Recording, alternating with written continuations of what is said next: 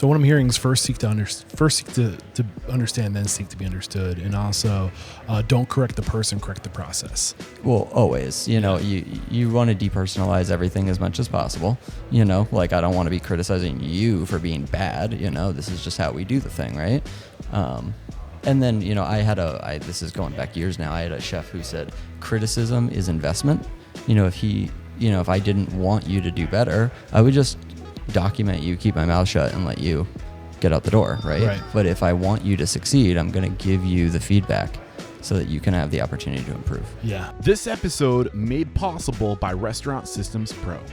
With excitement, allow me to introduce to you today's guests, co-owners of Haven Hot Chicken, Etkin Tekin, Craig Sklar, and Rob LaTronica. My gentlemen, are you feeling unstoppable today? Very unstoppable. Every day. You're also welcome to make fun of me or tell me you're not feeling unstoppable. But I'm psyched to be here. I spoke with Jason, your fourth partner. There's actually 5 of you now. Five in total, yeah. We'll get into partnerships. I love partnerships. I think it's the future of the industry. He was episode 1151. He told me, I had to talk to you guys. I wanted to talk to all of you. So we're making it happen. I highly recommend going and listening to that episode because it kind of leads into this one. So we're going to kind of pick up where we left off. But I would like to kind of dive deep into each of your stories today too, to kind of figure out what was happening before Haven Hot Chicken.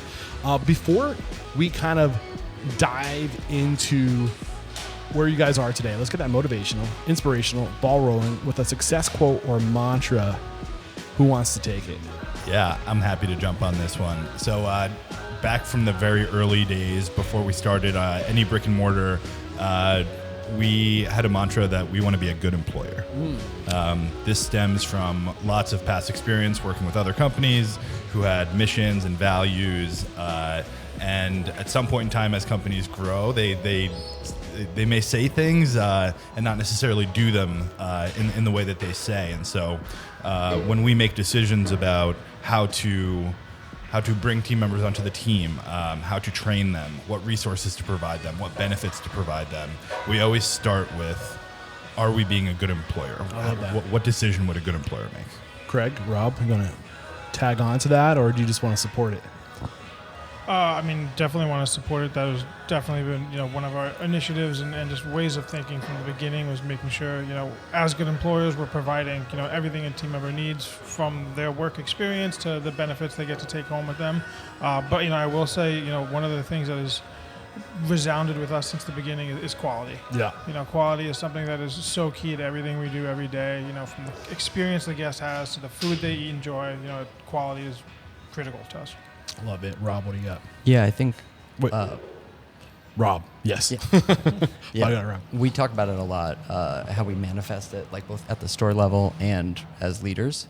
And we call it the servant leader mentality. Yeah. So it's like always, questioning first, have I done everything that I need to support this person, given them the education, the resources, the access? Yeah. Listening to you guys talk, first starting with you, Etkin. And for the record, from my left to my right, we have Etkin, and you're the CEO. That's right. And then to the right, we have Craig, you are the CIO, Chief Information Officer. Yep, that's correct. And your title is Chief, is it culinary or operation? Wait, you told me earlier, I forgot already.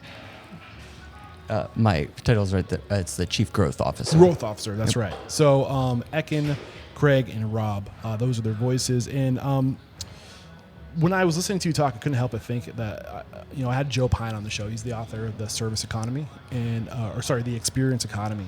And his prediction is that we're going into the transformation economy. And I wrote to him because I found out his book was about to drop, and I was like, I would love to get you back on the show. He's like, what does the restaurant industry have to do with the transformation economy? And I was like, are you fucking kidding me? Like, we literally are transforming the future of employers. We take people at their youngest, and they can choose to stay with us, but they're for the most part, the first impression for so many people when they come into the workforce.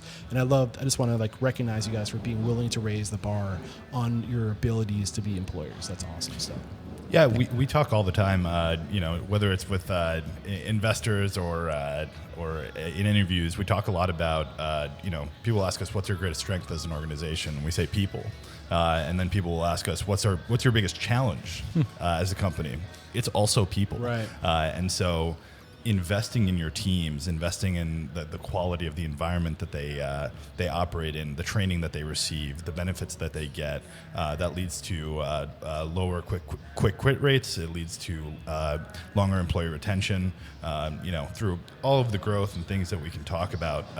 For us as an organization, I think one of the things that I get most proud about is we have about 20 people in the organization that have gone from hourly team member into salaried management roles.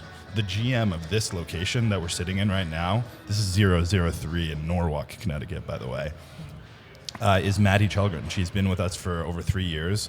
She started as an hourly team member, worked her way up to trainer, shift lead, assistant general manager. She's the general manager of this store. I love that. Creating opportunity for people is what it's all about. So speaking of creating opportunity for people, I think your name, Etkin, was the first name that came up in my interview with Jason. So you actually worked with Jason back in the day. You were a Yale graduate. You found yourself was it in Haven, New Haven? Yeah. Yeah. So let's kind of start there. Like, what were you doing? Like, when did you know like you wanted to do this for the rest of your life? Yeah, so when I was an undergrad at Yale, between my junior and senior year, I actually started my first restaurant. Me and a friend, we walked into an existing restaurant with a business plan and convinced the owner. How old were you? I was 21. Wow. And me and my buddy, we made a business plan and we convinced an owner of an existing operating restaurant to close his business down and partner with us to launch our concept. Oh, wow. So opened that right before my senior year started. Operated at my senior year, and a bit after we opened a second location and a food truck, and then I eventually exited that project when I was around 23, and I loved the space. I love restaurants, and so I wanted to learn from somebody. I wanted to hone my craft and get better at what I did. I was still green, right? I was 23 years old, and so Jason had a listing for a floor manager, and I sat down, interviewed with him. I told him I was going to make his restaurant better. I was going to make it more profitable, grow his revenues, and that by doing that and showing him that one day I'd like to partner with him on a business one day. And so I worked with him for about 8 months. Then we kept in touch. We were friends, kind of just, that kept in touch over the years. And then in 2019, I gave him a call, and the rest is history. Well, did you do all those things for him? Were you able to move the needle when you came on board? I was actually, yeah. Nice. So I figured out how to retool his reservation system to increase the number of covers that we were able to take every night. It was an incredibly popular restaurant. It's now closed, but Casey's Fromagerie and Bistro was absolutely phenomenal. It was a staple in New Haven. Got a very good from the New York Times. And so we didn't have a demand problem. We had a availability issue, right? And so we were able to increase the number of covers on a nightly basis. And then from there, I was also able to work on his margin profiles across his food and beverage menus in order to increase profitability. I overhauled his beer program because I had a bit of a beer background. So I think I left a good impression. So one more question. This person that you approached to kind of like leave his current partnership and join you as a partner. Yeah. What did you say to convince them? So he was running kind of he was running a steamed burger restaurant, which has some following here in Connecticut. There's regional thing? Yeah, there's a popular one. I think it's in Wallingford or Meriden called Ted's. Okay. Ted's famous steamed burgers. And so he had tried to replicate that model in New Haven, and it seemed like it was going all right, but we had this is back in 2011, we were kind of watching Sweet Green grow down in DC. We were watching Chopped grow in New York City. Yeah.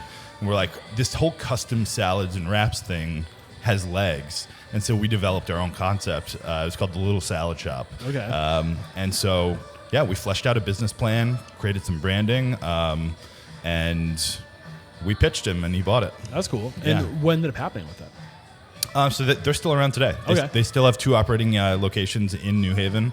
They rebranded to New Haven Salad Shop. Okay. But there's one. There's 2 locations in downtown New Haven.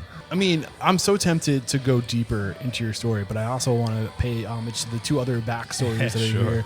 here. Typically, when I do the one-on-one, I'm able to really go deep and like flesh it out. But tell us a little bit more about what you're doing, Craig, before you guys. Yeah, so I mean, before we got into Haven, I probably have the least restaurant experience out of the three of us. I had for a long time worked in beer sales and craft beer in New York City, sort of handling specialty accounts across the city for a small craft beer distributor. And my first foray into restaurants on the ownership side was a small beer bar in New Haven on a kind of a small side street. Called the Beer Collective, and we specialized in high-end craft beer and great, sort of American pub type food. And we had about a 3-year run there, and that was definitely where I saw my passion for the hospitality industry just blossom. Yeah. At that point, I hadn't really had a lot of experience in serving people, and just seeing the reaction when they drank something really delicious or ate some of the food that came out of the kitchen. Hint, my executive chef is sitting on my left. Okay. But it was it was a really wonderful transformation for myself, and really affirming that this is what I want to be doing, and really made me feel confident about my leaving the beer industry to do something very different. And when did you leave the beer industry? What year was that? So that was 2016. Okay. Yeah, 2017. Yeah, I moved back to Connecticut. I was originally from here. Grew up in Guilford, just a stone's throw from New Haven. Got it. And we had a great culture, a really great vibe at the bar. It's actually where I met Etkin and subsequently Jason. Hit me with the name of that bar one more time. Yeah, And that's so where both you and Robert were working. Yeah, we worked there together. It was the Beer Collective. The Beer Collective. Yeah. Got it. Yeah. So you said for you what it was that it was the recognition from people that a job well done. I think seeing smiling faces in this industry, there's something that is burned into our DNA to be seen and to be appreciated. And I think, continue along that train of thought. Yeah, absolutely. It was it was watching those reactions, bringing joy, to people really, and watching them just have great experiences, great moments with loved ones or family or friends in your restaurant, enjoying the food and the the curated beer list that we put together.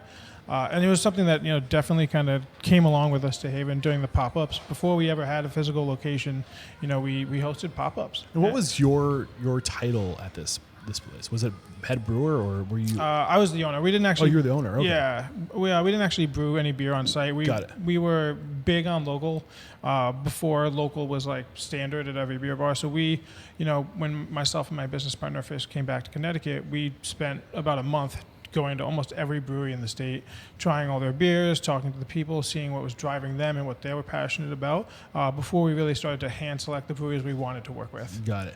And go ahead, Rob. So you two were working together, Craig and Rob. Yeah. Yeah. Yeah. So how did you get into this situation? Find yourself where you are today? So I've worked in the restaurant industry my entire life. So when I was, I don't know, maybe 14 or 15, my dad got me a bike, and he was like, "You can go to a job now."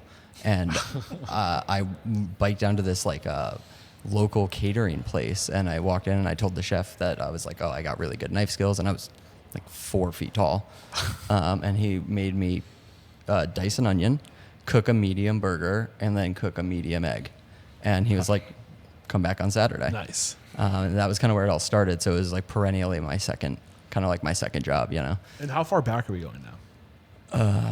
22 years at this point. Okay. Yeah, it would be. And then I started my own catering company in college, and I was making more money in the 3 months during the summer than I did working a job during all of the rest of the year part time.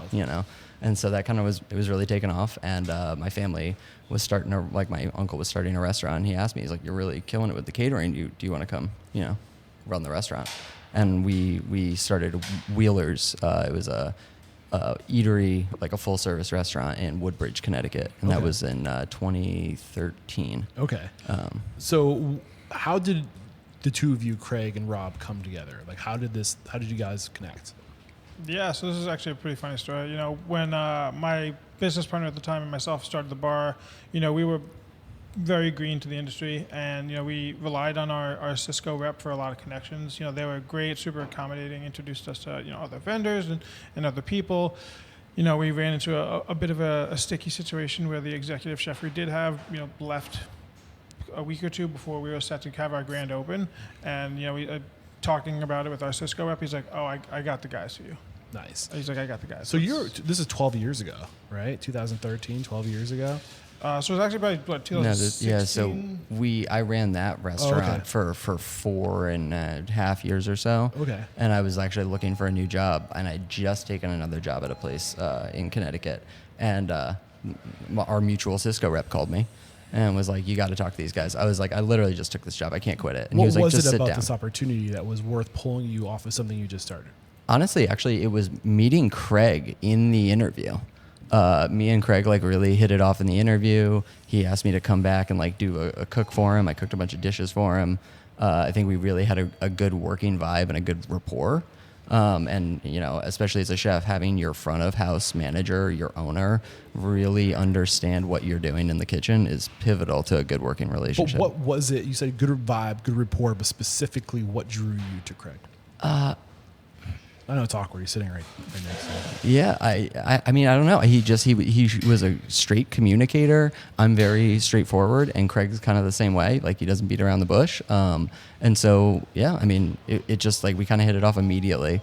He asked me to come back, I think, like 3 days later and do their soft opening, and me and my sous chef at the time, we did, and the rest was history. So, do you remember what he was communicating to you at that time? Honestly, no. I was actually kind of nervous. It was in the job interview. How old were you? I'm curious. Probably 28. 28. What was different about this that made it so nervous? I mean, you already were running a restaurant for 4 years. I don't know. I mean, It was just one of those things. Like, it was more just getting to know a new person, more the actual social interaction than anything else. Were you worried about leaving a job just as, starting a small industry, right? Not. I would never speak ill of anyone, but at the time, the owners of that restaurant were not the most scrupulous people. So actually, I didn't have any qualms. Got it. I'm pretty sure we didn't say the name of the restaurant. Yeah, right? So, and Etkin, at this time, do you know who these two characters are? Yeah, so we had very briefly met. This is 2016. Yeah, 2016. We had actually briefly met, or at least I'd met Craig and his business partner at several beer-related events in the state. I was actually hosting an event at another restaurant, and the two of them showed up to it, and so I believe one of the first soft open events that the bar actually had was an event that I organized. It was like my friend's birthday party, and I think it was a couple of weeks before the Beer Collective even opened. So from the very beginning of Beer Collective, I had gotten to know Craig, and then it was about 150 yards from where I lived at the time. Wow. So it was quite convenient for me to make that my local hang. Got it. And I would often come in and hang out with Craig and Rob and the crew. Got it. And forgive me, I'm following 3 storylines right now, but by 2016, where were you again? So 2016, I had just started at AB InBev, and a division called ZX Ventures. And so that was kind of their corporate venture capital, disruptive growth, new ventures, new product development. What did you go to school for? Anthropology. Okay. I love anthropology. Yeah. Oh, man. Yeah, the clothes there are great. Get this right. And you and Jason have that in common too, right? Wasn't that big? So he studied gastronomy with in an anthropological lens. I think the answer to our future is in our past. I really like reverse engineering the human factors. Sure. Why we are, how we are, the way we are. We are like Moore's law, right? The world is technologies improving, expanding exponentially. Yeah. I think information is technology, and we're learning so much about the human, the anatomy, the brain, the psychology, the biology. And the more we unveil, the more we reveal in that world, the more we're just going to start to figure shit out and just be like, oh, why don't we just reverse engineer business to make people happy? Yeah. and I think there's a lot of fundamentals that you can draw back to that I think we've stuck to from the beginning in our business, where we're well past information overload rather, right. And the difficulty of keeping somebody's attention for any amount of time, whether it's in person or digitally, it's insane these days. And so for us, we can draw back to simple fundamentals that are evergreen really within the industry, provide a great product, a fantastic guest experience in a clean environment. If you can do that successfully and consistently over time, people will come back. I love that. So you're working for Bevintel, not Bevintel. Keep on AB InBev. AB. You can call it Anheuser-Busch. Yeah, Budweiser. That's easier. Pick any of those. In a venture capitalist company. Yeah, so it was we did corporate venture capital within that group. Got it. So think acquiring smaller beer brands, mostly international. What were you grooming yourself for? Like why? Like it seems like you were working in the restaurant industry. You loved it. Yeah. With your anthropology background, I love that. Yeah. And then from there, you went corporate. Yeah. But then you found yourself trying to go back to the food and beverage. I mean, you're always in food and beverage. Right. Yeah, well, isn't this like the normal super linear path that everyone takes to study anthropology and then work in restaurants and then, go into the corporate world? I think it's fairly normal. I'm kidding. Totally. So right before I started at AB InBev, I co-founded another startup, which you might be familiar with, called Byte. Okay. They're a kiosk solution. Another group of great folks in the industry. A Yale School of Management grad I was introduced to, and I ended up co-founding Byte. And I did that for about a year before joining AB InBev. I realized that I had the entrepreneurial spirit, and I had the passion, I had the ambition, I had the drive, creative.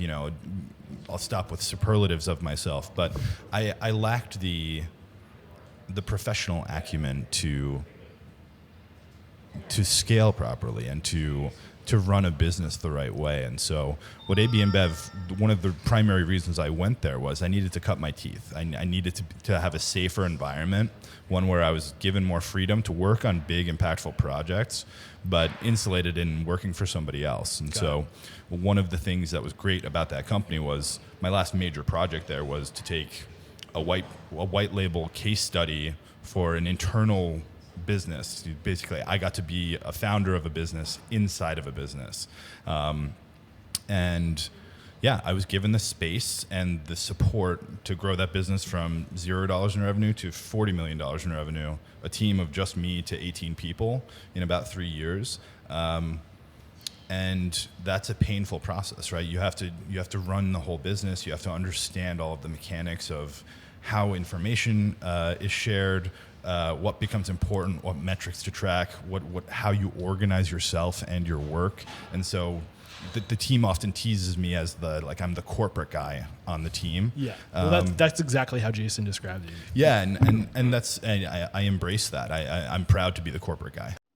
What up, Unstoppables? I have a very special offer for you that could potentially change your life. So listen up. Restaurant Systems Pro wants to make 2025 your best year ever. And here's what they're going to do to help. When you sign up for Restaurant Systems Pro through February of 2025, they will do your books, your 2024 books for you at zero charge. Nothing to you, no cost to you to do your books. Plus, you're going to get all of the Restaurant Systems Pro profitability systems. So this is such a no-brainer deal.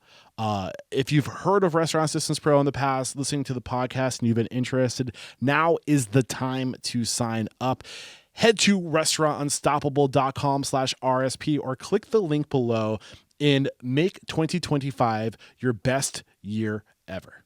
I always encourage people who have gone and worked for independents to take a year or two or even 5 years leading a franchise or something as a general manager or an area manager and going to get that corporate experience and bringing that experience to whatever vision you have for yourself. There's power there. Yeah, and I think, again, it's something that I was pretty transparent about with Rob and Craig and Jason as we were kind of in fledgling testing stages to our first brick and mortar, and as we were growing, I had a suite of tools and systems and processes that I had available to me, and for me it was about understanding when the timing was right to incorporate certain systems and processes within the business, because you don't want to over encumber a small business, right? You want to keep things streamlined and efficient, but then you watch that break over time, right? As you scale, as the work becomes more complex, there are more people involved, there are more locations. Yeah, the more layers between you and the person that created the system, the more further removed you get from it, it's harder to keep your thumb on it. Exactly. Yeah. And I think the other important thing too, when you're first getting started, I think people like they do all this research. Oh, like I need culture, I need systems, and like everything needs a checklist, everything needs that thing is going to change in the first 2 years. Whatever you think it is, you're like, oh, it's going to go exactly like this is where the salt's going to go. No. Like let things settle, and then once things are like groovy and like in their place, like and you can't figure out a better way to do it, then slowly, I mean, you just start. Don't be so rigid out of the gates. Is I guess what I'm trying to say. Yeah, and I think mantras that we hold internally as well. Like we are definitely like Kaizen, like continuous improvement mindset. Yeah. We're also big fans of PDCA. Plan, do, check, adjust, okay. Right? Like you have to have a system that loops back and verifies decisions, so that you can iterate and continue to make things better. Who coined the PDA? PDCA. PDT. Yeah. PTDA. PDCA. Wow. Papa Delta Charlie Alpha. That's correct. Got it.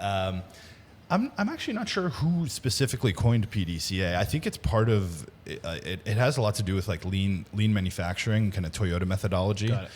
So I'll mention them again later, but some of our early partners in the business was Brian and Steve from Service Physics, and they took us basically through a crash course of lean manufacturing, okay, in order to help us design our first location. I love that. Eric, did they force you to read Eric Ries, or is there? I think it's something. Eric Ries, maybe the Lean Startup. Yeah. Was that on the do list? Yeah. Lots of valuable stuff there. Yeah. Is it Eric Ries? That sounds right. I think so. Yeah. Okay, so haven't forgot about you, Craig and Rob. So who approached who? I gotta let them take that. It so wasn't me. That's gonna be us. So this was again, 2018 probably at this point. Me and Rob had been working together for a few years. I think at that point we were both looking at sort of food-driven concepts. We'd worked in bars for a while. The bar hours, late nights, were kind of grinding on us, so we were looking to sort of shift. So, that's where we really fell in love with Nashville hot chicken. Rob, I can let him talk to it in a bit, took a trip, brought it back to us, created this experience with hot chicken that was mind-blowing. So we knew we wanted to do something with this. Etkin had been, like he had spoke to, a regular in the bar. He came in, he would hang out with us. He would, hang out after hours. He was very friendly with us, the whole staff, it was a great relationship. And, from there, when we started to think about, what we were trying to do, what we wanted to accomplish with this, more food-driven concept, the idea of multiples was there then. We wanted multiple locations. We wanted to grow a business. So we looked at someone who had experience growing a business in the corporate environment, taking sort of a startup. Both he had done it in the restaurant space with the salad shop and now working with ZX Ventures over at AB. It was, we look back at the offer letter that we sent to Etkin now, and it's very funny. Yeah. We were very green, very young at the time when you look back at it, and just the language and the way we, spoke about the business and his contribution. It was funny, but ultimately game changing for everything we did from there on. Now, when Etkin was sitting at the bar, was there language around like, were you bringing him into the fold? Were you sharing the vision? Were you like, because you're all entrepreneurs, right? Oh yeah. So like, was there like that geek out entrepreneurial thing happening? We definitely spoke a lot about the business. I would say, we geeked out a lot on flavor profiles and testing and the rigor that we put into, coming up with the recipes and just, I can let Rob speak a little bit more to some of the rigor and stuff we put into the food. Yeah. So if I remember correctly, Etkin was, while we didn't necessarily bring him in initially on like, hey, this is the business plan that we're trying to put together.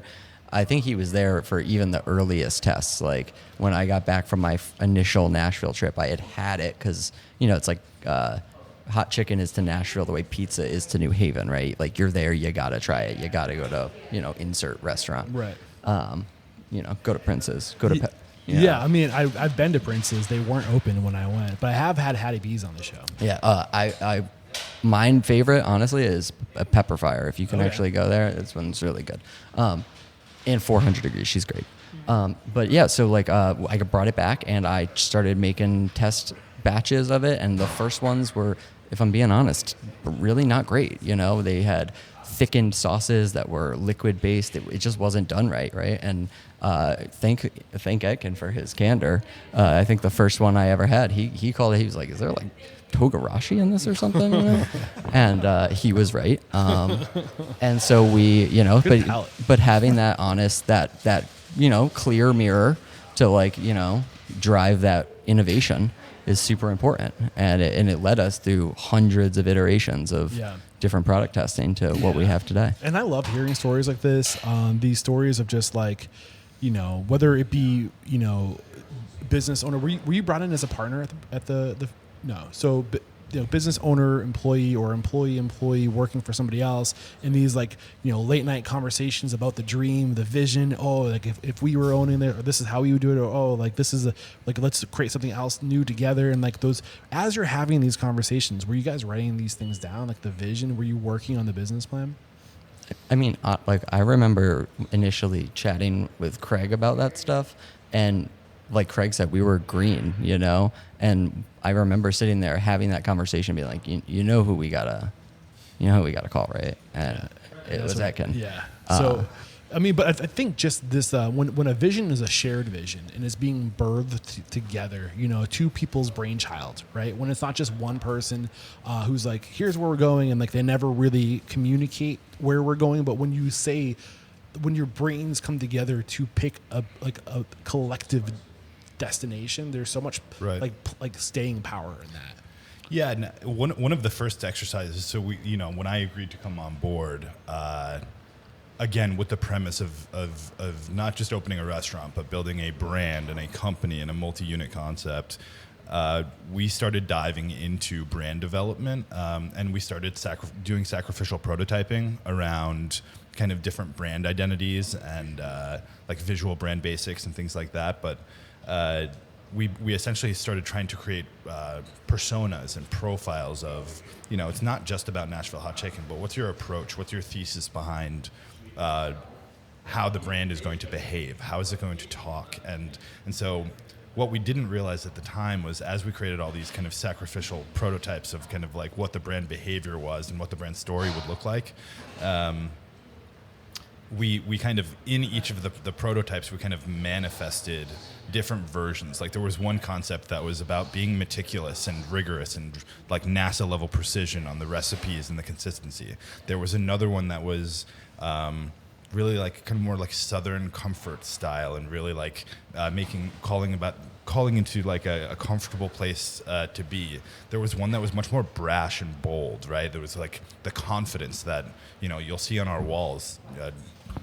We make the best hot chicken you've ever had. Yeah. Why wasn't it Etkin, Rob, and Craig hot chicken? So that does roll off the tongue, but yeah, we decided to go in a direction where, you know, ultimately we actually did a poll of both folks we knew, and then we also sourced a bunch of folks that we didn't know, and we started kind of weighting some different brands that we had developed, and so we got a lot of external feedback. And Haven ultimately, you know, we're from New Haven, so it's cool to give, you know, homage to our hometown.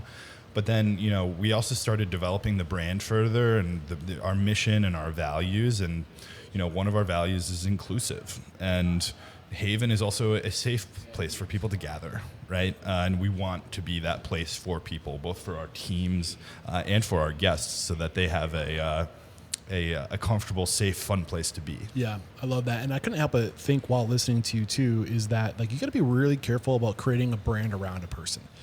Or like individuals. Like you wanted to have it, like to your point, when you were visioning this, you said you wanted to scale it. You want it to be something that had legs and it can grow.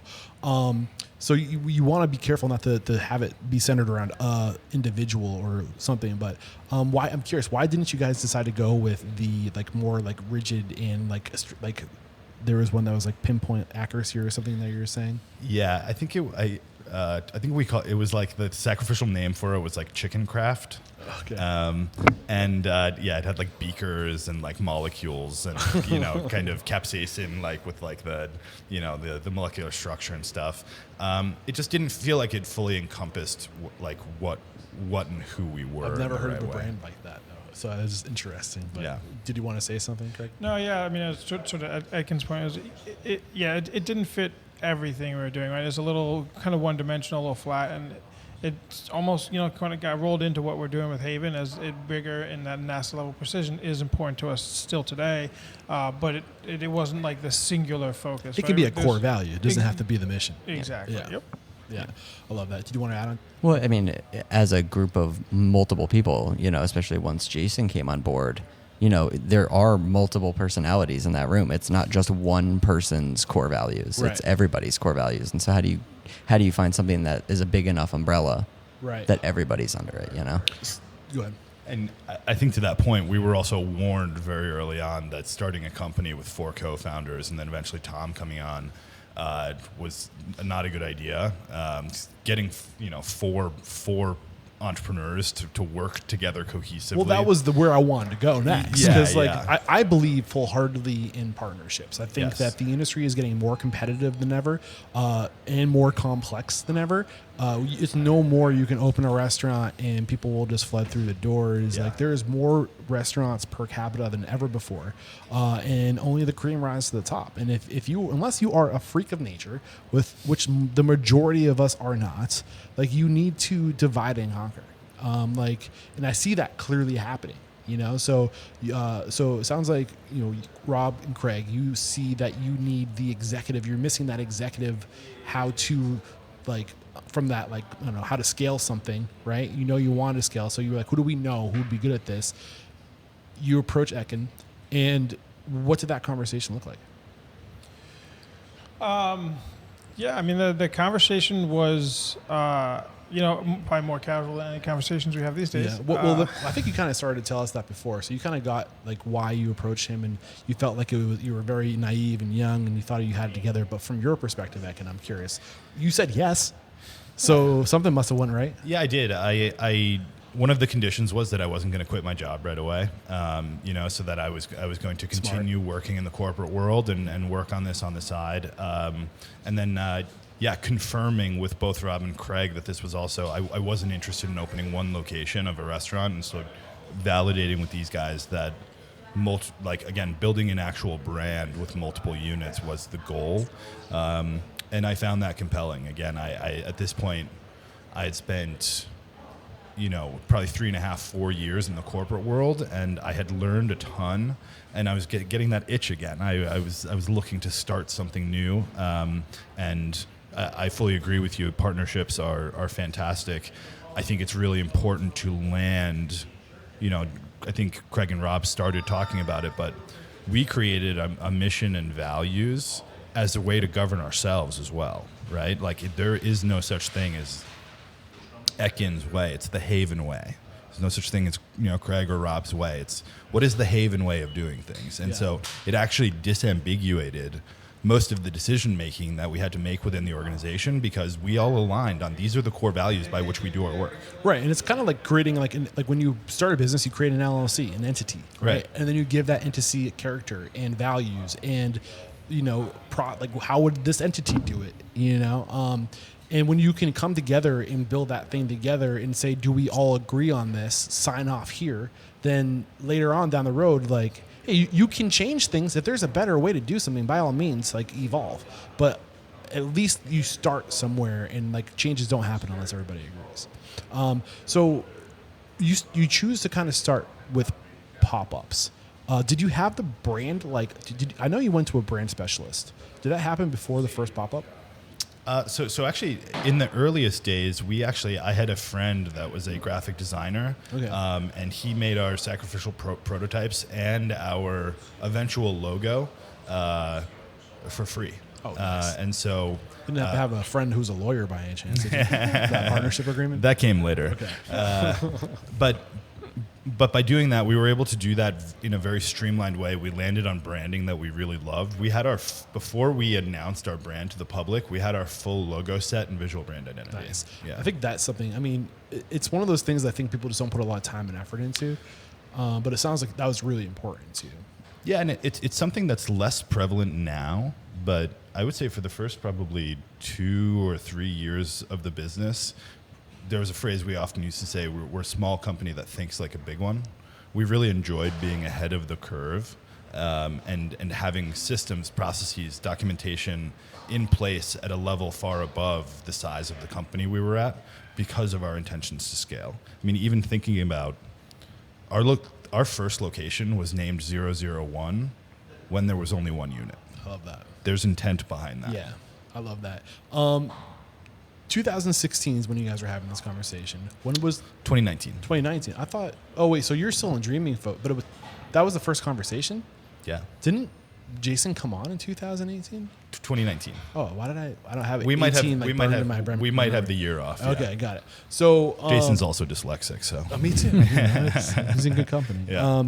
So okay, 2019. How much time elapses from when the three of you are like, okay, we're missing a leg?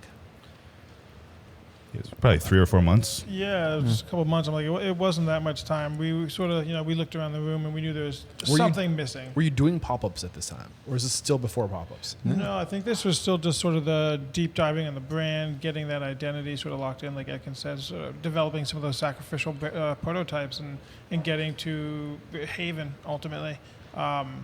I think that was sort of happening. Parallel path to a lot of testing on the food, recipes, and things we were doing at the bar. Sort of using that as our test kitchen early days, and then Jason came on just a few months after Etkin. When Etkin came on, and a lot of things changed for us. So it was both you and Etkin that approached Jason, right?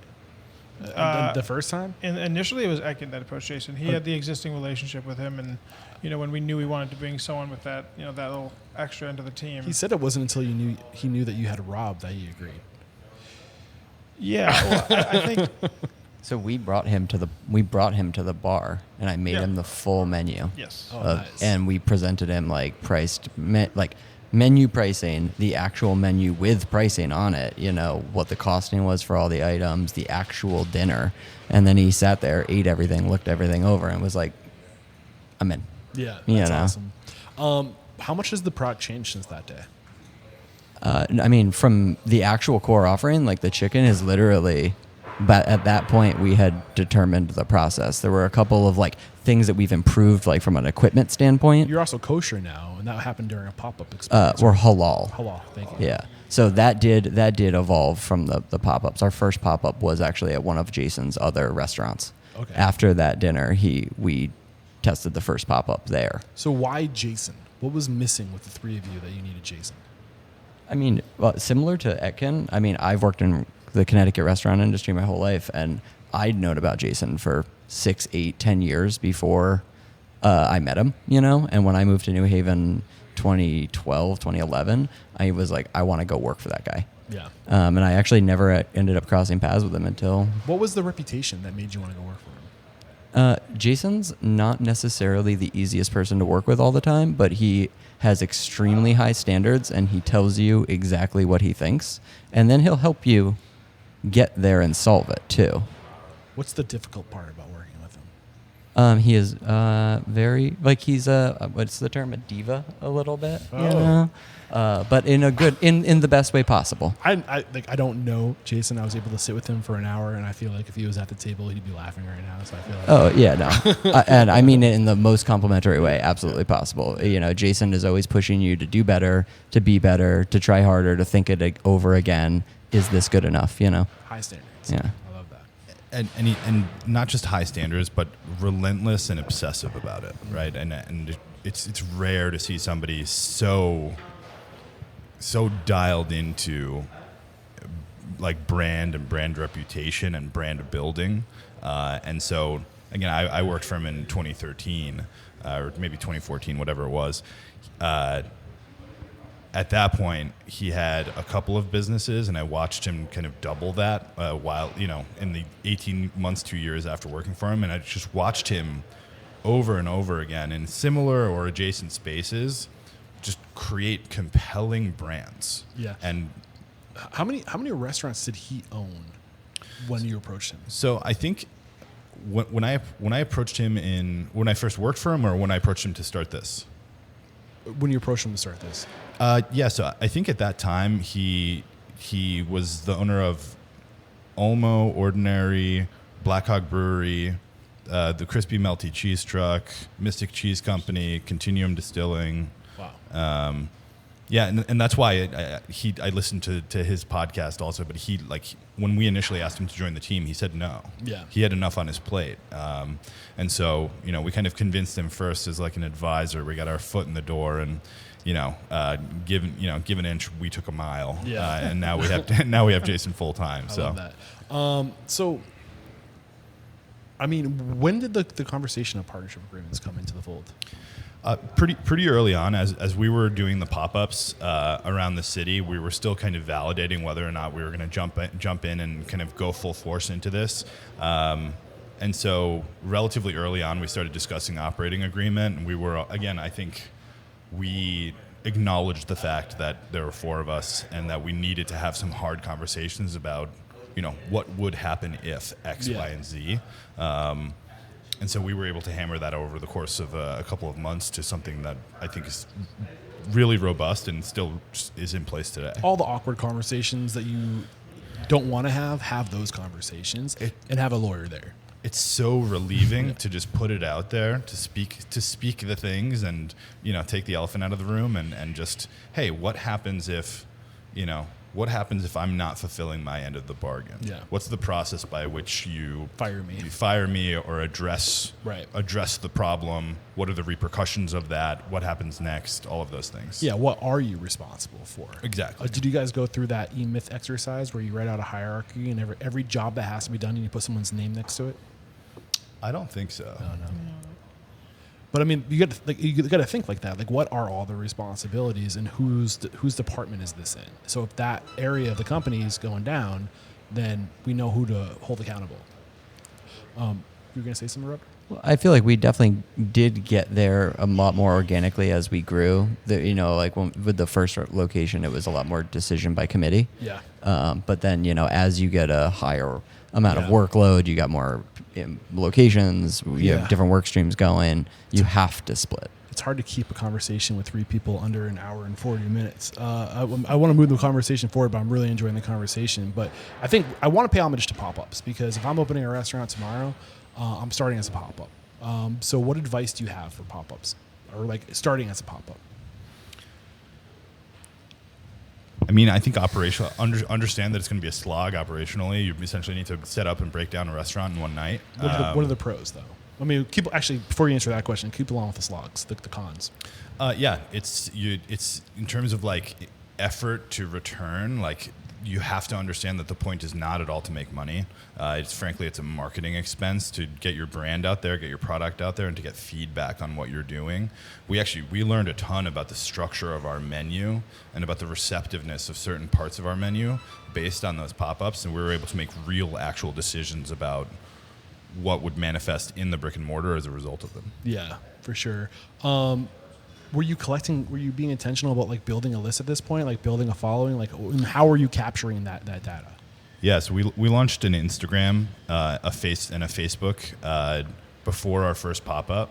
And so by the fourth pop-up, I think we had 1,500 followers in New Haven. So we had built quite a following, and just really word of mouth. And again, through, Rob, Craig, and Jason they're all born in Connecticut. Right. You all have successful brands behind you, so you can leverage those platforms. Exactly. Yeah. Do you still own your restaurants today? No. No. Did you get out of those before this venture? Yeah, so I unfortunately had to close mine. Right around when the pandemic began in March 2020. We weren't sort of set up to pivot and capitalize on how the industry was about to undergo a pretty massive transition, right, and evolution. And we just we weren't ready for it at that point. We were sort of 1 foot in the door with Haven, and we could see the potential. Like the potential was there. Just seeing some of the reception we got from the pop-ups was tremendously exciting. A ton of work went into every single pop-up for sure, but it was also so rewarding. So you had your brand established, you had your social media presence established. In terms of the pop-up, how were you like, what was the technology that you were leveraging at this point? So at this point, right, and this was one of the challenges to the pop-ups was, we didn't have a handheld POS that we could bring with us for each pop-up. So every time we were doing a pop-up, we had to rebuild our menu in the systems that the restaurants we were working with had. So for technology, good thing you have a small menu. Yeah, exactly. Yeah, and we were very intentional about doing tests with our menu too. So we, had options on the menu that ultimately never made it out of the pop-ups. But for our own internal tech, we relied pretty heavily on social media. We didn't have we had laptops that we would manage the organization of the events and things like that. But in terms of data collection, I would get reports from the restaurants, and we would sort of aggregate those reports to see what was selling well, what wasn't selling well, and sort of just try to highlight what were the items that we knew were going to carry with us, and what were things that one of the early on discoveries was bone-in chicken just didn't sell well for us. We all loved it. It's I love a bone-in. Was it a thigh?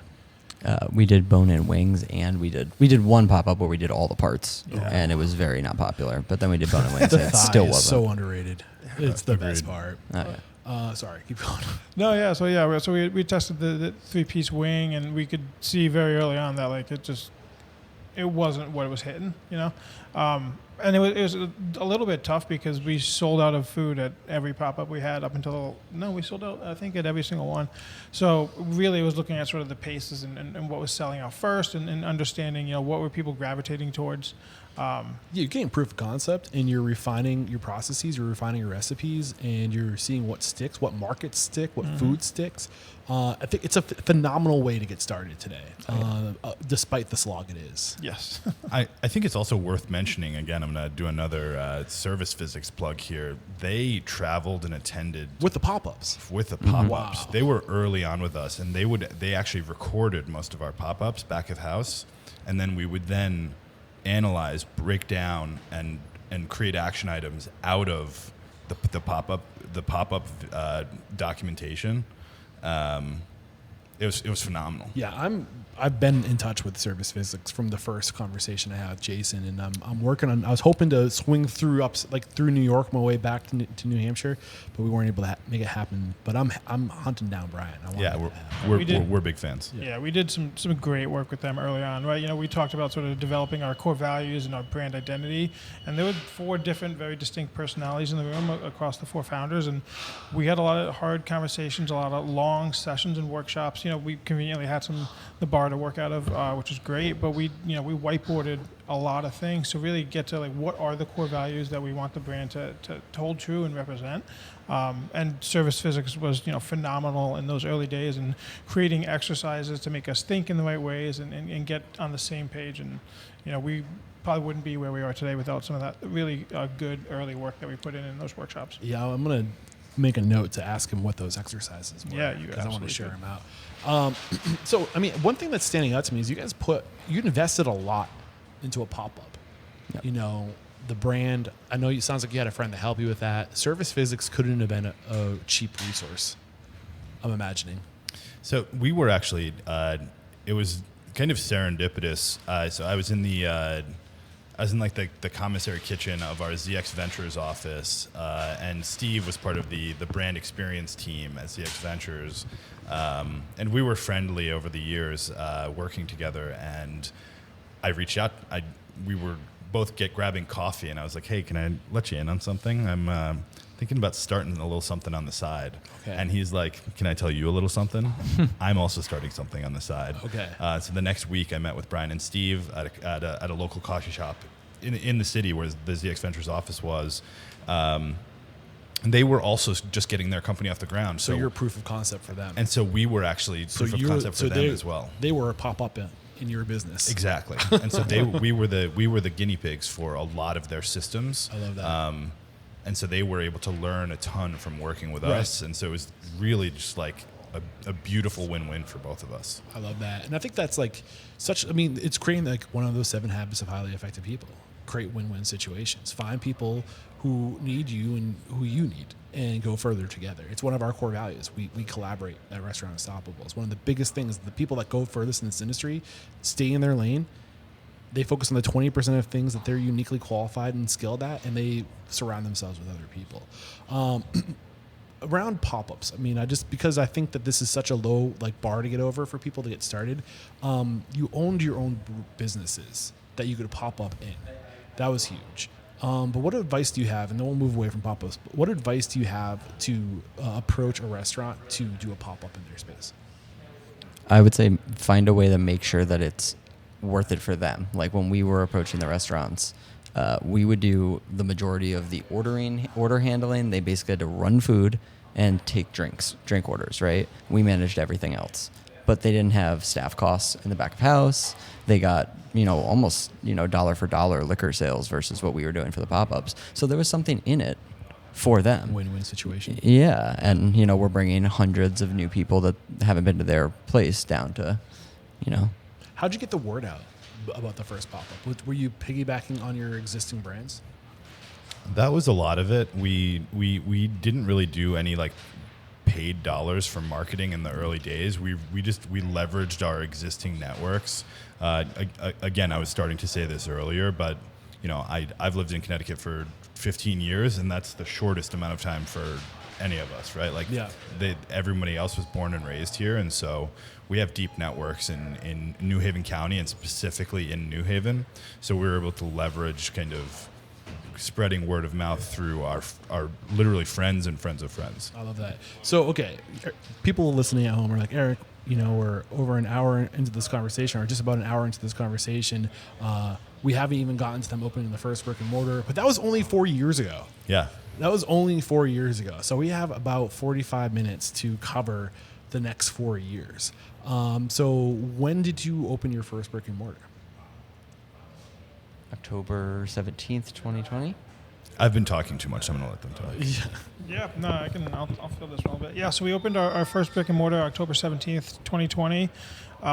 It was only a year of doing pop-ups. Yeah, yep. Yeah, Okay. We did a pop-ups for about a year. We did, I think, 5 in total. The last one was, really cool because it was during the pandemic, and then we had already at that point signed the lease for the new location and sort of started working on it. And funnily enough, the first guest we had at the last pop-up asked us for a job.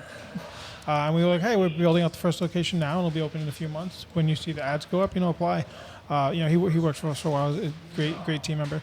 But yeah, so we opened in October 17th, 2020 to just gangbusters. It was super humbling, the response we got, but it was probably 6 weeks of just a line around the corner, open to close every day. People super excited about the brand, loved the food. And for us, it was just like, it was shocking to see. Were you worried that it was a honeymoon period? That thought never really crossed my mind. I think we were all so confident in the quality of the food we were putting out and the service and just the excitement for what we were doing. The idea of the honeymoon just didn't really cross our minds.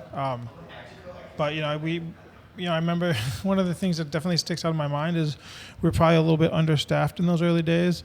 Myself, Rob, 2 of our other partners spent a lot of hours in that restaurant in the early days, making sure that people had great food. Rob fried every single piece of chicken we served for those first 6 weeks, and I think that also speaks volume. You're getting it from Rob. His chicken was phenomenal. Yeah.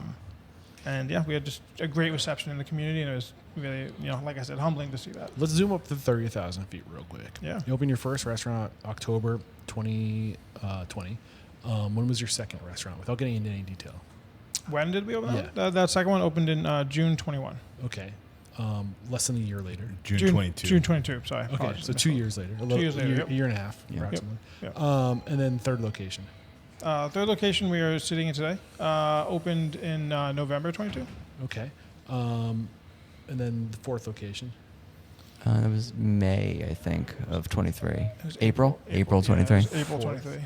And fifth location. So November 23. November 23, yep. And sixth location? Yesterday, last year. About a year ago. Seventh today. location? April 24. April 24. Etkin's got all the dates there. Okay. Wow. And then there were 8 and 9. 8 and 9, yep. Which opened It was in the past 3, May 4 24 months? and then May and August August. 24. Got it. Yeah. So it seems like obviously I love that you took almost 2 years for that first location to really dial it in, right? How much? Where did Service Physics get you to in terms of location 1, and how did that service help you continue to evolve in that first year and a half?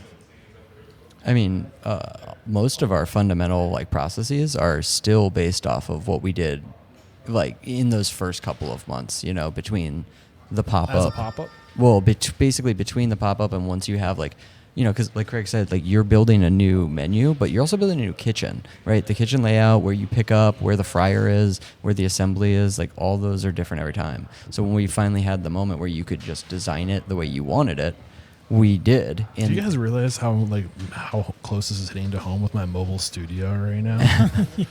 Very close. Oh yeah. I mean, I would have to move an entire walk-in of food every there and back, every Yeah, pop up. I totally understand where you're coming from. But- so yeah, like there was the inconsistency of setting up, breaking down, and no muscle memory, Yep. and you guys don't have to worry about lighting, but I do. Mm-hmm. What up, Unstoppables? I have a very special offer for you that could potentially change your life. So listen up. Restaurant Systems Pro wants to make 2025 your best year ever. And here's what they're going to do to help. When you sign up for Restaurant Systems Pro through February of 2025, they will do your books, your 2024 books for you at zero charge. Nothing to you, no cost to you to do your books. Plus, you're going to get all of the Restaurant Systems Pro profitability systems. So this is such a no-brainer deal. If you've heard of Restaurant Systems Pro in the past, listening to the podcast, and you've been interested, now is the time to sign up. Head to restaurantunstoppable.com/RSP or click the link below and make 2025 your best year ever. I guess what was the biggest impact that Service Physics had? Because I'm kind of uncertain exactly what it is they do. They helped you with your core values. They helped you with what are they? Nose to tail restaurant consultancy? Yeah, I think one of the exercises we did was sort of I think it was called a magnet exercise is what they described it as, and it was how we really organize the work that need to happen, right? So you think about, we start with a raw piece of chicken. How do we get that raw piece of chicken to a beautiful fried sandwich? There's a lot of work that goes into it, and that was we literally spent time listing every single thing that needed to happen before that piece of chicken could leave our restaurant. And then we started to organize it by stations effectively, and sort of created the stations, the routines, and the system on how that food would go from a cold piece of raw chicken to the beautiful sandwich we serve every day. And being able to organize that work was, I think, instrumental, because I think back to the early days in the pop-ups when there wasn't that organization. It was a little bit more scattered in the kitchen, a little chicken with its head cut off running around trying to make it all happen. And they gave us sort of that clarity and that structure to create the systems to deliver it with much less running around. Got it. We did those spaghetti diagrams in the early days to see just how much movement there was and how we could simplify that. Got it. Yeah. And when you guys opened the first brick and mortar, how did that continue? Even literally today, we're rolling out a new revamped training plan for 2025 as we're driving the next phase of growth. And one of the core concepts that I teach now is this thing called human time versus machine time, and cycle time and batch size. And so teaching them, how do you determine the largest amount you can make without generating waste, without exceeding our quality standards. And this is stuff that we're now training at the hourly team member level. But to watch them go from, hey, just do it this way because I'm telling you to do it this way, to this is the core concept underlying it. They grow, they feel empowered, they understand why we're doing things, right? Super powerful. What about the capital to get started? Yeah. So at the very, very beginning, each of us put in some funds to get us off the ground. And then from there, we raised some kind of friends and family, called pre-seed money to open our first brick and mortar. We opened that for a couple $100,000. It was pretty cost effective. We did pretty most low of the work. overhead too, Yeah. relatively. Yeah, and we were going into a turnkey space that already had hoods and a walk-in and a lot of the things we needed. So that's how we got funded in order to get to one, and then we've had a number of funding moments since then. Got it. Was that first location, that 2 year or the year and a half period from going from 1 to 2? I meant to ask this question earlier, and I'm really trying to be better about talking about numbers. I had some advice recently to ask the question not around gross revenue, but what is your total percent profit on your margins? Focusing on that percent profit, not total revenue, because revenue is so relative to areas. Sure. If you're in New York and you're doing $2 million, that might not be enough to pay rent.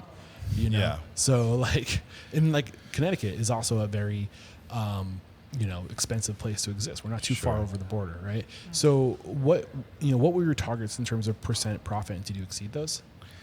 So in the early days, we were trying to operate as profitably as we could without as much close examination of labor and COGS and prime costs and overall OPEX. It was kind of, we've always talked about it as a team as we had different phases in the business where once we opened 001 in New Haven, it was, let's just make sure we can open every day and deliver a really high quality product. We'll figure out the rest later. And then over time, I would say by the time we got to our third or fourth location, we started really keying in on budgeting, forecasting, developing much more robust targets. But to answer your question, but bringing it up to speed to today, our restaurants obviously have a range, across the 9 locations. But from a blended profitability perspective, at the store level, we're in the high teens. That's awesome. And our best units are in the mid-20s. So I'm assuming doing one thing really well probably helps. I mean, you have more than one thing, but primarily Sure. one thing.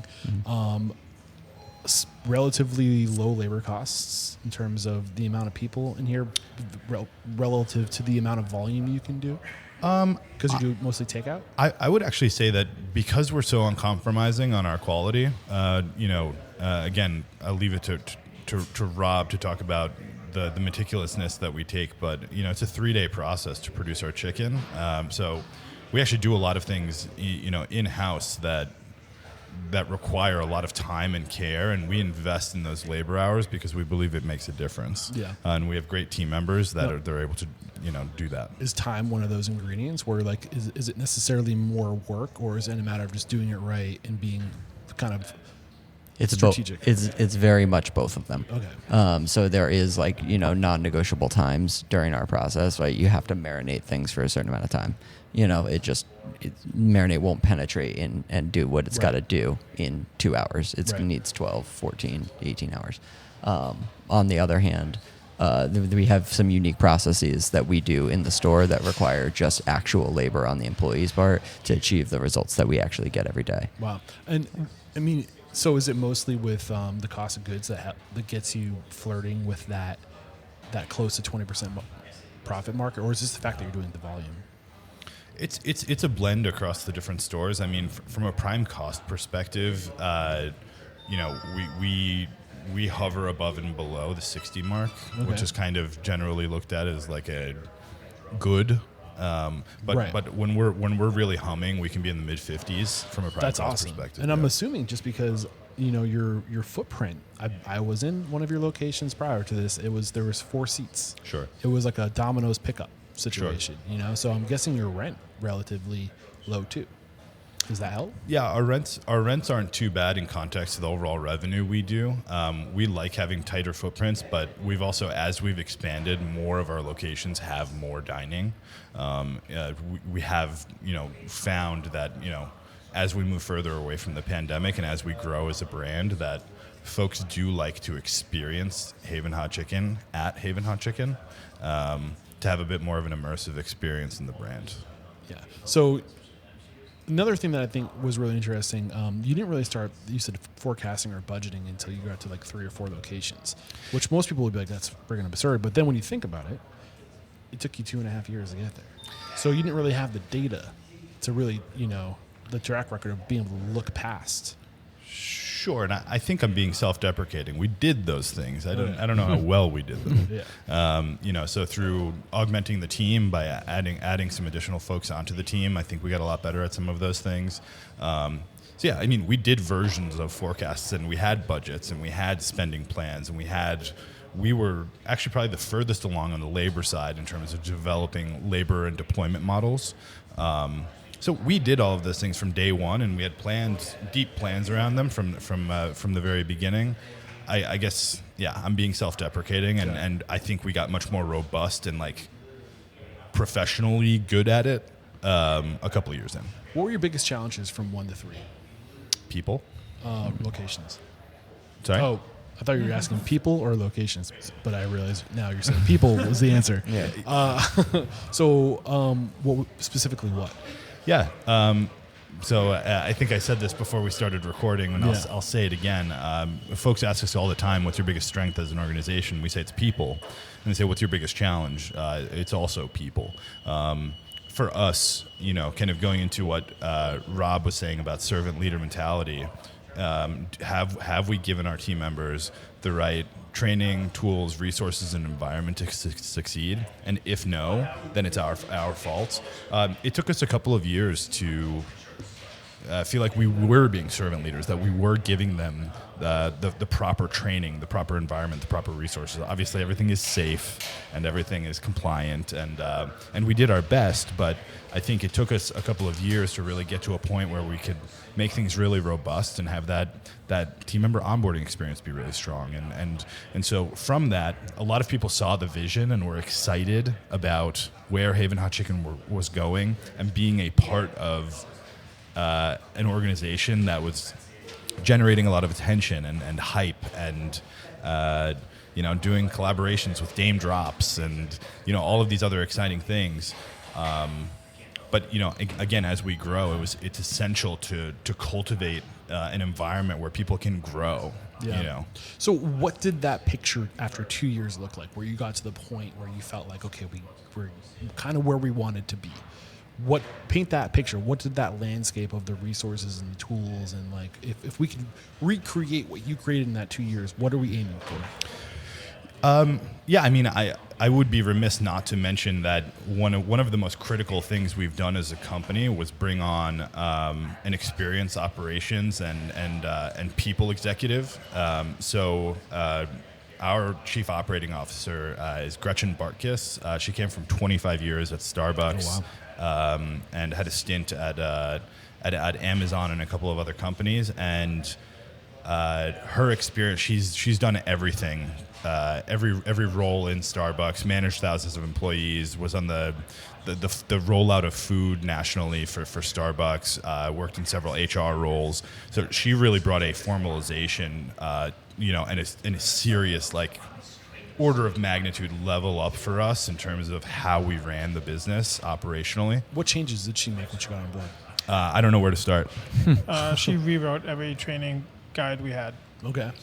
Beginning to end. She created a lot of documentation and systems that we were lacking on. Like what? Hiring processes, but we had processes and systems on how we would do things, but not everything was documented.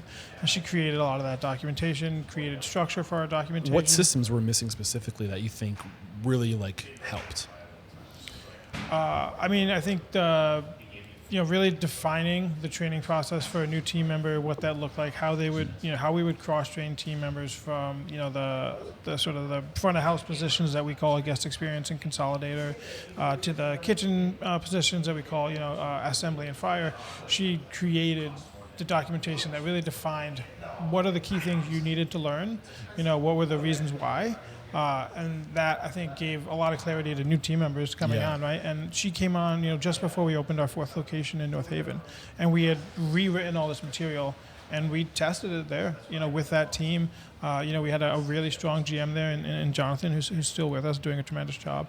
And he tested all those training materials for us for the first time, and the engagement we saw from the team, the ability to learn the material and use it and hold things to standard was almost immediate. So it's almost like compartmentalizing the space, and then identifying you're being hired for this role, and in this role, these are your key responsibilities. Yep. Here's your opening responsibilities. Here's when we're in like full steam ahead. Like this is your focus. Here's your breakdown responsibility. So kind of like just saying like in these different, like what language you use to describe those different spaces? You already kind of told us. Yeah, so I mean, we refer to them as pods, right? We have Okay. sort of pod 1, pod 2, and pod 3 within the restaurant. You know, pod 1 being that front of house, you know, the guest experience on the consolidator. Pod 2 being our execution kitchen, so the assemblies and the fryers are making food to order.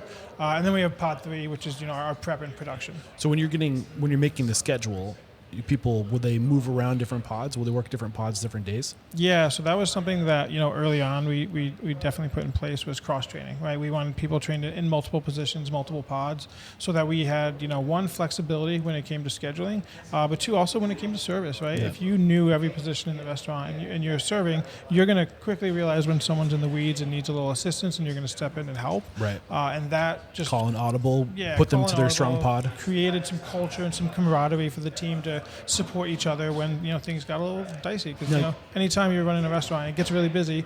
It's gonna there's gonna be some support that's needed for sure. Where did are there resources that she referenced or applied, or is this from just her experience? Like, if I was talking to her right now, where would she say like these are the places I went to go learn that aside from her work experience? Publications, anything like that? I'm not too sure about any specific publications or anything she read. I know she drew a lot from her experience, from Starbucks, from the experience she had in Amazon. She worked for another small chain in Connecticut. The name is evading me right now. But she did a lot of the same things there in creating systems and training and creating structure for the teams to make sure that they're getting all the education they needed. Any other challenges, 1 to 3? Yeah, I would say that at least in the from 1 to 2, which was honestly probably the hardest of the leaps, than any of the next ones, was the realization that, just because someone is really good at doing the thing doesn't mean they're good at overseeing or teaching the thing, right? And we got ourselves into a little bit of training telephone, is what I call it. It's like I teach you the 100%, you teach that person the 95%. Well, let's hope, right? Yeah, and then it's the 90 every and then in 2-3 generations, it's not good enough, right? Like, then that's just how that. And so bringing that formalization so that you were making sure you were covering off on everything, but then having a little bit of like a reporting and a visibility structure. So it's like, so is this person objectively able to do this position? Yes or no, right? And having that assessment. And it doesn't have to be like a combative thing. That's your moment to be the supportive servant leader and help support on that training. Right. But, don't put someone in a position that they're not equipped to, right? You're setting the guest up and the team member up and the team broadly up for a bad experience there, right? How do you approach the situation where you have set somebody up to not be successful? When that happens, how do you approach that situation? Well, I mean, I think you always want to go into a corrective moment asking what's going on. You want to be curious about what their issue is, because it might be something that like, oh, this scoop is always broken, and you're like, oh, we should get you a new scoop. That's on us, my bad, right? Yeah. And then or it might be they had a terrible day, maybe something's going on in their personal life that and you want to have some compassion to meet them where they're at, and then if you've done all of that stuff, you try and just keep it to the task at hand, coach them to the actual standard, explain to them that, this is how you do it. If you have any questions, let them ask the question, and then you got to hold them accountable at some point, So what I'm hearing is first seek to understand, then seek to be understood, and also don't correct the person, correct the process. Well, always, you want to depersonalize everything as much as possible, like I don't want to be criticizing you for being bad, this is just how we do the thing, right? And then, this is going back years now, I had a chef who said, criticism is investment. If I didn't want you to do better, I would just document you, keep my mouth shut, and let you get out the door, right? But if I want you to succeed, I'm going to give you the feedback so that you can have the opportunity to improve. Yeah, I love that. So I'm segmenting my community into 3 or probably 4 segments. The first one's going to be 0 to 1, meaning you're in pop-up mode or food truck mode, and your goal is to get to a brick and mortar. I like to call it 1 to 3 because typically you can get away with 3 locations before. By accident, yeah. But if you try to get to that 4th, that's when whatever you were doing before is no longer even 1 to 2 to your point. And like that's where most people, but you can get to 3 if you're a freak of nature. But then once you start looking from 4 to 10, there's like a whole, that's when you start thinking about the C-suite, right? You start thinking about like, we have to bring somebody in to cement these processes, to dial it in, to create the pods, to create the HR systems, so what, from going from 3 to 10 for you, because you said it was around that 2 for you guys, but from 4 to 10, what have been the biggest challenges for you? Yeah, I mean, again, we have to keep in mind that 5 of our units opened in a span of about 14 months. So the company more than doubled in size in terms of total team members. Getting that many people trained on our systems and processes and to get enough experience to handle being in a new location, it's always going to come back to people. And then how do we have enough, we talk about training the trainer or teach the, teach the teacher, right? Like how do we get enough other people to be able to teach the standard and maintaining our quality as we grow, right? Like we've always been ambitious about growing, but we've also all agreed unanimously that if at any point our quality suffers, that we're going to stop, fix our quality before we take any other steps forward. And then I think the other key challenge that we had as we were in rapid expansion mode is balancing all of the components of the business simultaneously as you grow, where we were excited about growth. And as we were doing that, were we as mindful about how we were spending money or what the business performance looked like or tracking things that we should be tracking? And so making sure that we are attentive to all parts of the business as a couple of major things are occurring. So your 4th location was 2.5 years ago? Well, it opened in April of 23. April of 23. So it's less than 2 years old. Less than 2 years. From that point to 9 locations. Yeah. How many hiccups have there been that are worth surfacing? 525,600 minutes. You guys got to leave in 15 minutes. Countless, but it's something that Jason talked about on his episode. Fail fast, fail forward, momentum, decision making, moving forward, learning, creating opportunities out of the mistakes you made is absolutely essential, because if we were bogged down and upset and sorry for ourselves every time we made a mistake, we wouldn't have gotten past 1. Yeah, big Darren Hardy fan. I've recently reconnected with his work because you start this process of learning, and you just start drinking from the fire hose of books, and like you want to learn the next thing. But over time, you start to hear the same things over and over again. So you go back to the greatest hits of like which ones. If I'm opening a restaurant tomorrow, whose work am I sharing? And Darren Hardy, for me, the compound effect is absolutely on that list. And he recently just wrote an email that I got that was like, my biggest fear is failure or failing. I think. Well, he made the point that like there's failure, which is like complete and utter like I failed, but then there's failing, which is different from failure. Failing is you swung and you missed. Failure is choosing to give up a game of baseball, or choosing to resign from your role. So like it's one thing to try something and miss, but it's another thing to fail altogether. So don't be afraid of failing. Be afraid of failure. Absolutely. We make mistakes every single day. If we took a poll, there's half a dozen that happened today, right? Yeah. I think it's about awareness, being self-aware, and then also being honest about kind of and owning things when they occur. I'm always happy to take blame, as are the rest of the team. Right. When things aren't going well, it's okay, great, that's on me. Right. Where are we going from here? What's the opportunity? What happens next? Right. Well, Rob, Chief Growth Officer, when did you earn that title? When I started really taking over the construction of the majority of the stores in what was that, or early 2023. So are you focused on site selection too?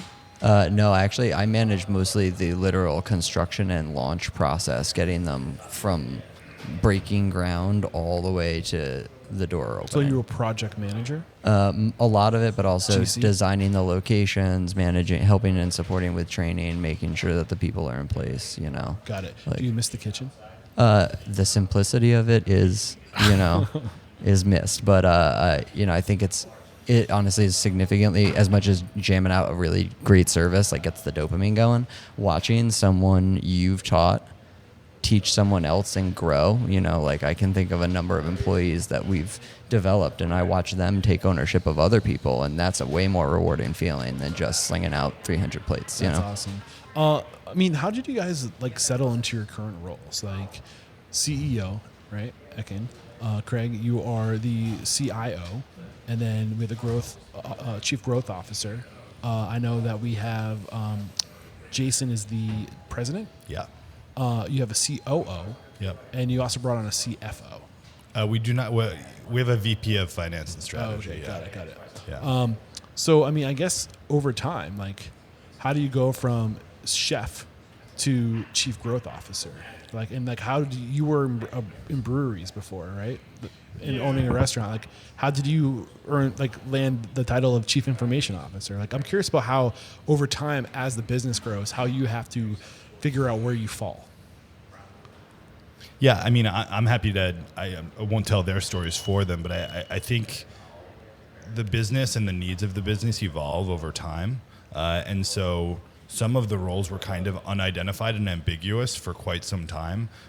We had formal conversations about we had a lot of conversation about formalizing our titles way after the first location opened.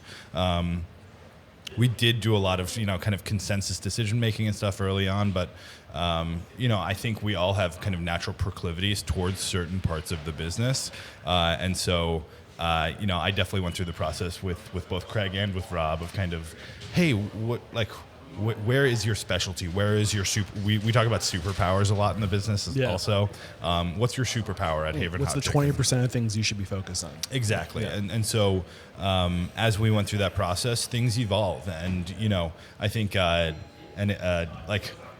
both Craig and Rob have shifted their primary focus within the company multiple times. Right. And I think that first of all shows how dynamic they are, but also how resilient they are to, again, meeting the needs of the business as a co-founder. Like, it's so impressive. Yeah, I love it. I mean, again, like, you go further together, know your lane, stay in it. And one thing I do want to talk about, that I want to make sure we leave plenty of time for, is the tech stack.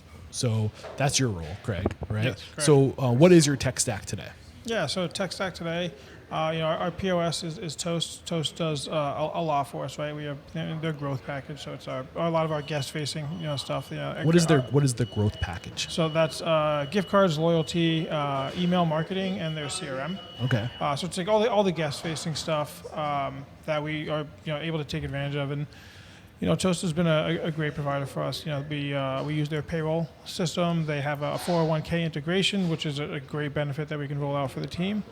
And then they're also just a great integrator of other platforms and things, right? So from there, for our labor and scheduling, we use a company by the name of Rightwork. Say that one more time. Rightwork. Okay. Yeah, they're a smaller company. They've got a great product with some really great analytics and algorithms behind it that help drive forecasting, labor management in a way that has definitely improved our GM's abilities to really schedule to our labor targets that we set. Got it. Keep going. Yeah.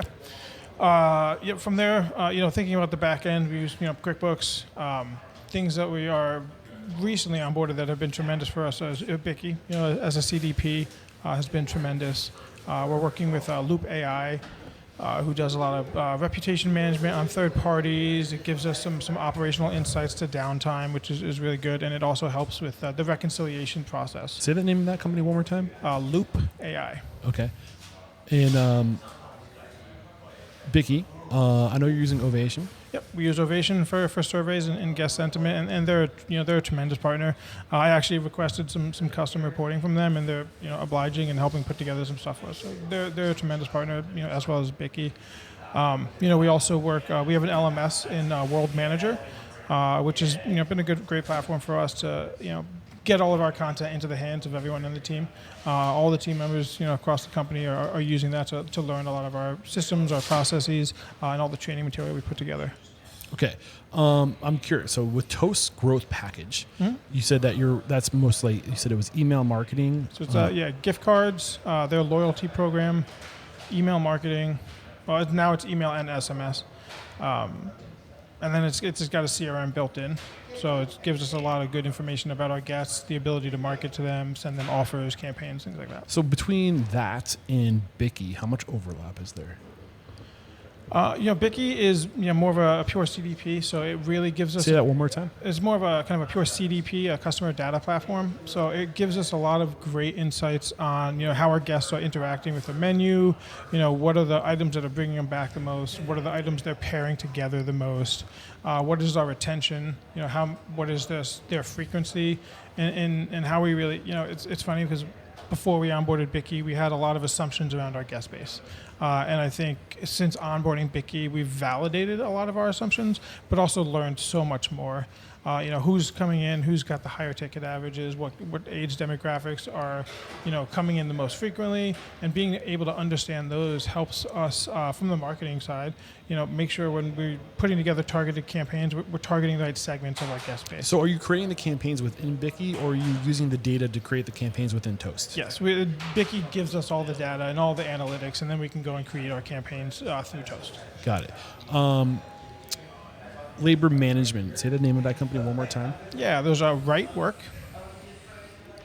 Is that WRIT or like RIHT? RIGHT Work.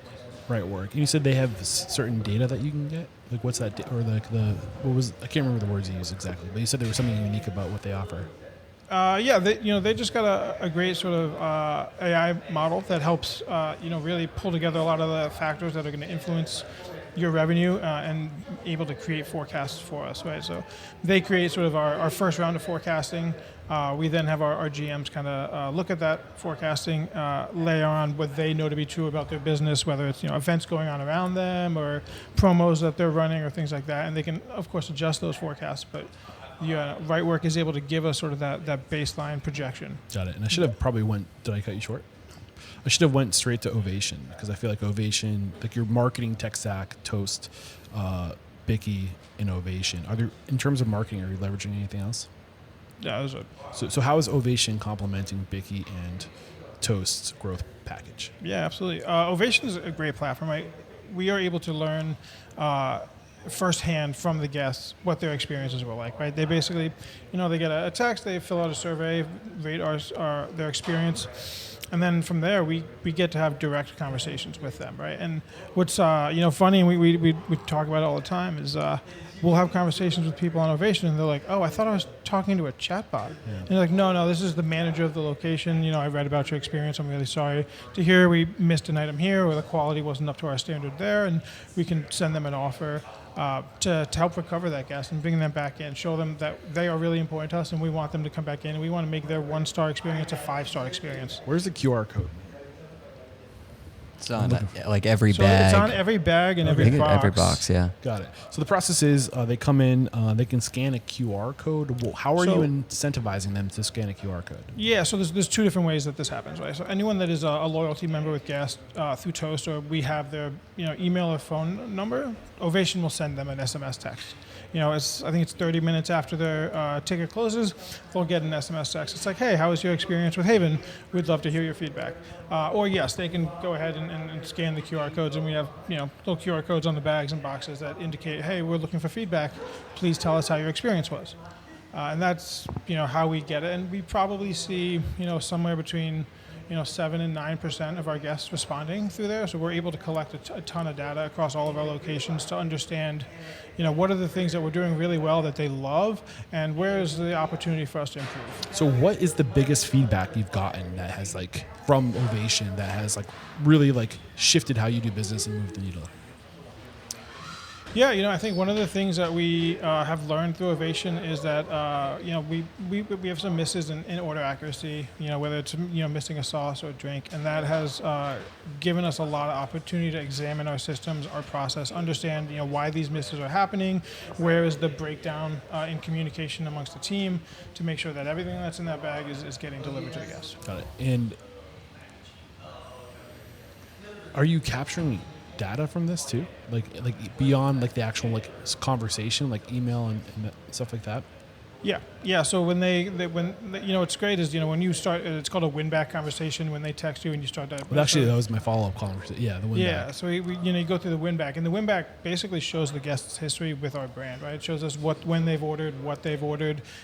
Have they had communications with a different manager or maybe the same manager at a different time? You can see it just comes through as like one long sort of text message. So it gives you a lot of understanding about the guest, a lot of understanding about their frequencies.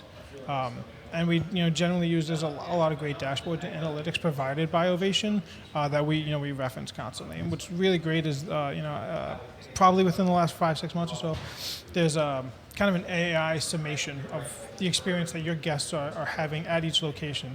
So it really is great at nailing, hey, these are the things that your guests are saying you guys do phenomenal. Yeah. This is really good. Quality of food is great. Speed of service is great. But then it also gives you like hey, you're missing a couple things here and there. And that's driving some of the poor responses from your guests. And relative to Bicky, what is the biggest impact that data has given you? Is it just the segmentation? Yeah, the segmentation from Bicky is tremendous, right? Because it gives us that ability to really tailor fit marketing campaigns to specific segments as opposed to just sending out a blanket campaign and seeing who responds to it, right? We can really find a way to find a campaign or an offer or a new LTO or something that we're rolling out where the guest is going to be really engaged with that, and we can learn that through Bicky by looking at who's buying the LTOs in the past, are they continuing to buy them, what other items are they buying with them, so we can sort of find out good ways to pair some of our menu items together at the same time. Got it.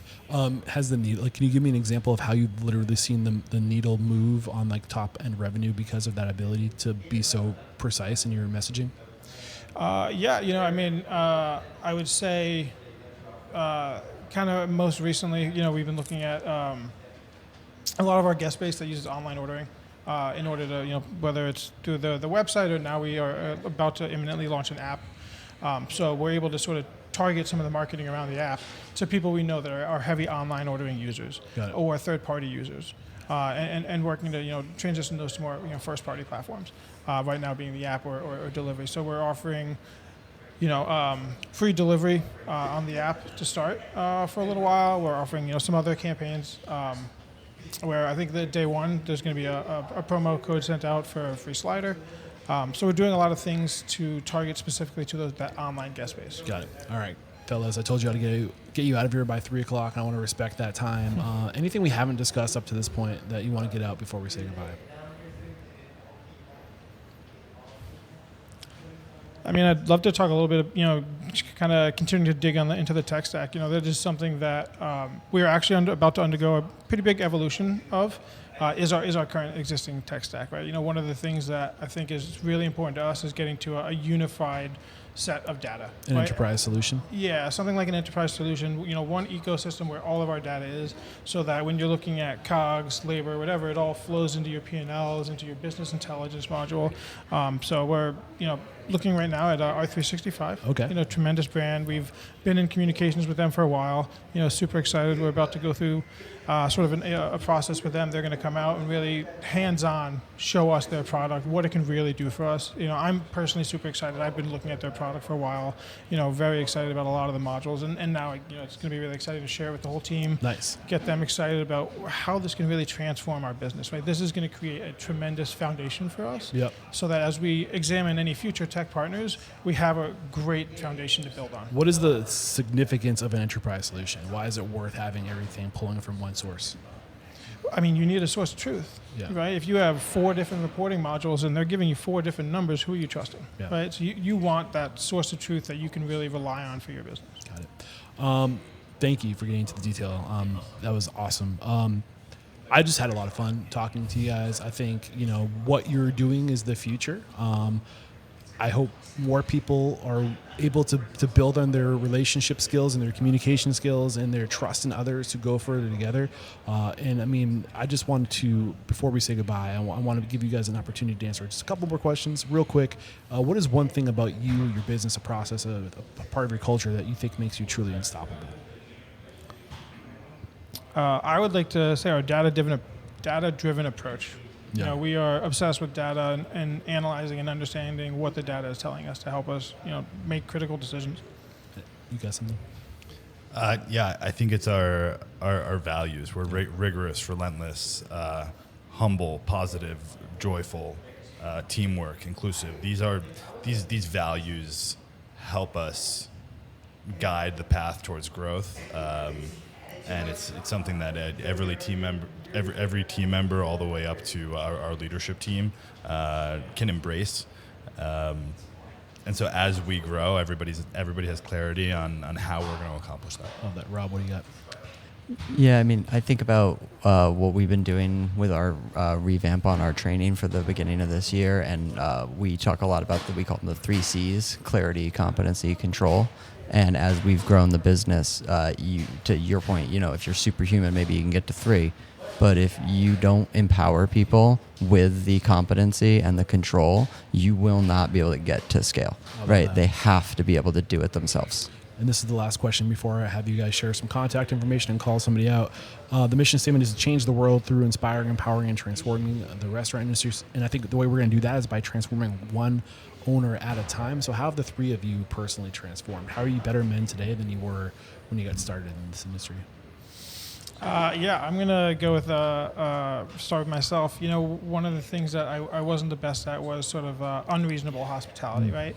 When a guest experience wasn't great, when I was first managing location 1 in New Haven, I wasn't always the most receptive. Maybe I was, thinking back to my bar days and people trying to get free drinks. Or, I don't know what it was. But there was a transformative conversation I had with Etkin, standing outside of our first location, just talking about the guest, what they mean to us, how important they are, and how, little things like giving away a free sandwich, giving away a free meal, they don't matter. It's about the life cycle for them, and it's about their interaction with the brand. And when they have a bad experience and we still want them to keep coming, well, they're not going to. You have to show them that unreasonable hospitality and give them the reason to come back so that we can change their mind about their first experience or a second experience, whenever it was. Rob, what do you got? Yeah, I mean, I'm actually going to give Etkin credit for my moment as well, not to, jazz him up too much, but, I think about our values and I come back to humble a lot. I'm, as either of these guys will tell you, I'm usually pretty sure of what I believe, right? And sometimes that you have to have that moment where someone sits you down and gives you the hard truth, and you got to be able to sometimes think about what they actually say and internalize it and change your behavior. When you're working in a collaborative setting with 5 other founders, you have to be able to listen to what they have to say and actually manifest that feedback. And that's how you build culture. Jason says practice, preach, permit, and part of that extends not just down but also up and to the left and right. I love that. Etkin, what do you got? Yeah, I think one of the ways that I've transformed is being better able to articulate how and why I make decisions. I am often, I used to often be criticized for being an A to Z thinker, where I will rapidly think through a bunch of variables and then I will say something and it's like, well, how on earth did you get there? And so being able to communicate both with my business partners, with direct reports, or with team members at the store level, making sure that I can provide clarity within the visions and the strategies that I convey, so that they make sense and that they're coherent. I love that. And you already have somebody lined up for me. Yeah. Somebody you want to call out to be a feature guest in the show. Go ahead. Yeah, it's got to be Brian Reese and Steve Crowley from Service Physics. They were transformational for us. They continue to be really strong partners to Haven Hot Chicken. Absolutely recommend anybody looking to level up their operations to give them a shout. Brian, Steven, look out. I'm coming after you. I don't want to cut you guys short from any recommendations, or are you going to back that one? I mean, I would absolutely back that one. Brian and Steve have been tremendous. I would also call out, Abhinav over at Bicky. He's somebody that I've been fortunate enough to have some time with, just to talk about technology, about hospitality, and how they sort of are intertwined in this restaurant space. And he's given me a lot of thinking as of late to really help give me some clarity around this transformation. I'll be back on. I love it. I mean, you've had him once already, and I'd love to get him back on because I believe in the work he's doing. Yeah, it's great work. Yeah. It's actually Abhi that put me down this path, for the record. Cool. So shout out to Abhi for making this happen. That. Yeah, I think my shout out would be Matt Jennings. He's a chef out of Providence. He now lives in Vermont, but he's like a 5 times James Beard nominee. Amazing chef, amazing flavors. But I've been following him for years. He's a chef inspiration of mine. He really shows you how to balance your family, your life, your business. Had him on the show as well. Awesome guy. Yeah. But he is due to come back. So Matt, if you're listening, he's the man. I'd love to get you back. All right, fellas, you got to get going. So I'm going to let you go. This is where I say thank you so much for making time to share your story, your knowledge, your perspectives, your values. You make the work I do possible. And there is no questioning you are unstoppable. Cheers.